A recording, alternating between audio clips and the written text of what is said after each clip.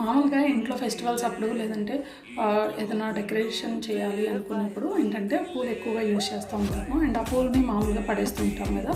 అలా కాకుండా మనకి ఎక్కువ పూలు ఉన్నాయి అనుకున్నప్పుడు ఈ విధంగా మనం ఫైన్ పౌడర్ లాగా పేస్ట్ చేసుకుని ఇంట్లో మంచి ఫ్రాగ్రెన్స్కి యూజ్ చేసుకోవచ్చు. ఇది ఎలా అంటే ఫ్లవర్స్ ఉన్నటువంటి కాడలన్నింటినీ కూడా సపరేట్ చేసుకుని ఎండబెట్టుకోవాలి.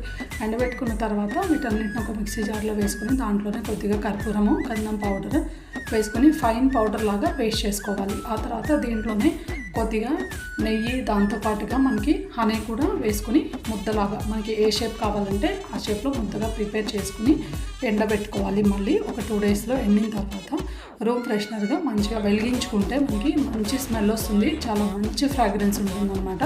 అండ్ నెక్స్ట్ వీడియోలో ఇది ఎలా నేను యూజ్ చేశాను అనేది మీకు చూపిస్తాను. తప్పకుండా నెక్స్ట్ వీడియో అయితే చూడండి, అస్సలు మిస్ చేయకండి. అండ్ ఐడియా మీకు నచ్చితే కనుక తప్పకుండా లైక్ చేయండి.